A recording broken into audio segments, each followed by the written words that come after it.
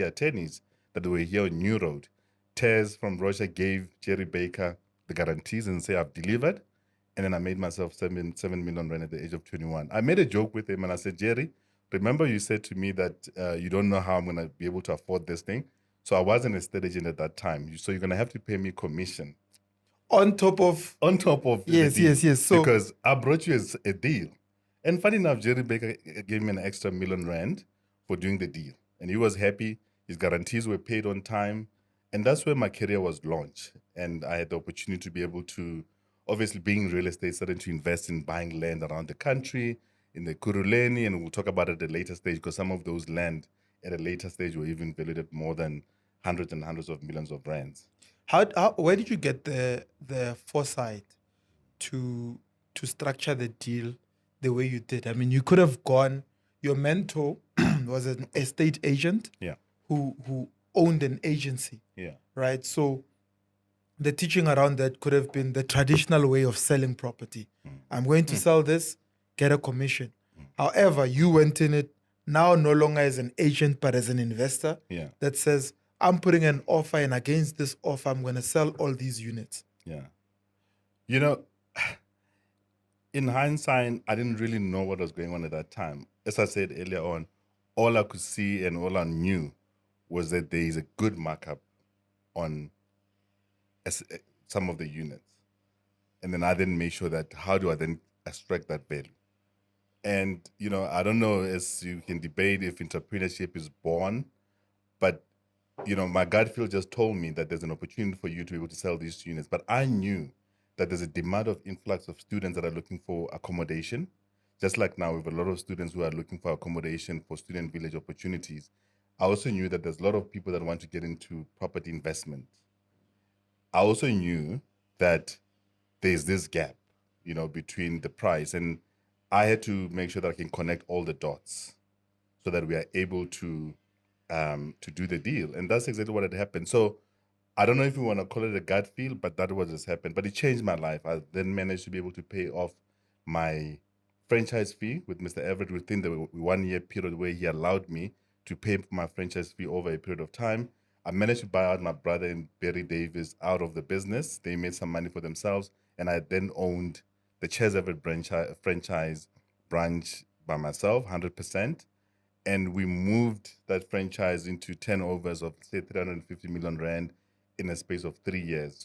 And then I sold it back to the Everetts and started my own investment holding company called Padima Group Holdings. And that's where everything changes, and we started to formalize our business and really get into the real estate. Okay.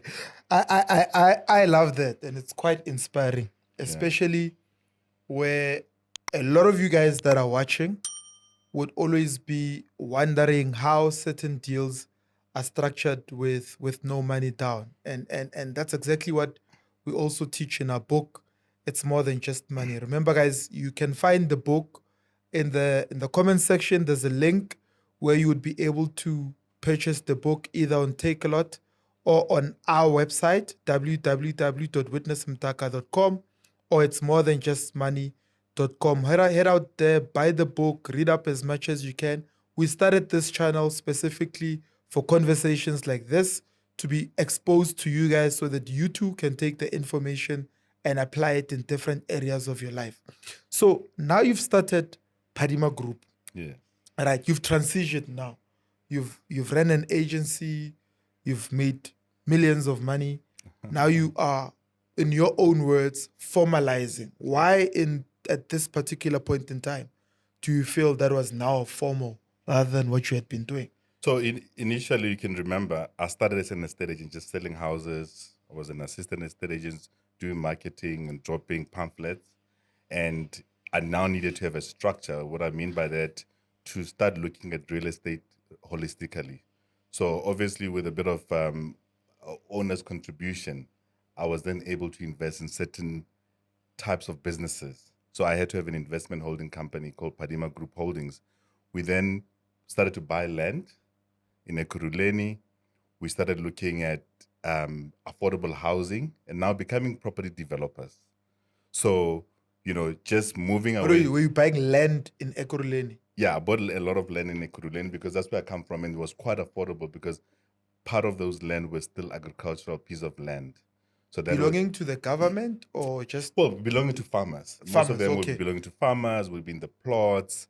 One of them was in liquidation. FNB owned that piece of land and we bought it. And we went through the processes of actually doing the town planning processes, getting it ready. And it takes a couple of years. Sometimes it can take close to 5 years Yeah. in South Africa Was to that you get the now land ready. transitioning into property development? Into property development. Yes. Take us through that. So when you were buying the pieces of land that were farming land, were you buying it as a store of value for your money, or you were buying it with the sole purpose of later transforming and developing it? So obviously, as an estate agent, I had an opportunity to be exposed to developers, and I could see the numbers that they're doing and the work that they're putting in, and I started to get an interest in myself becoming a property developer. And I still kept my franchise business before I can actually sell it. And once I knew that we have some great land that were ready, and that's when I sold it, and I used some of that money to become a property developer. So when I was buying the land, I was buying with the intention of doing townhouses, clusters. Again, there was a need for units that were under 500,000 at that time. So What year is this? So now we are probably now talking 2000, 2004, 2002, 2003 to 2004. Yes, I was in I grade think I was, 8. I think at that time I was either 20, 23, 24, Sure. but with the whole process of that took long for us to be able to get the rights. We end up leaving those lands for future development and for future investment. One of them was sold at a later stage for over 250 million rand, and we'll talk about that as well because some of those. Let's talk about it now. So you were buying up this land for development purposes. So I'm guessing you were doing mixed developments, residential developments.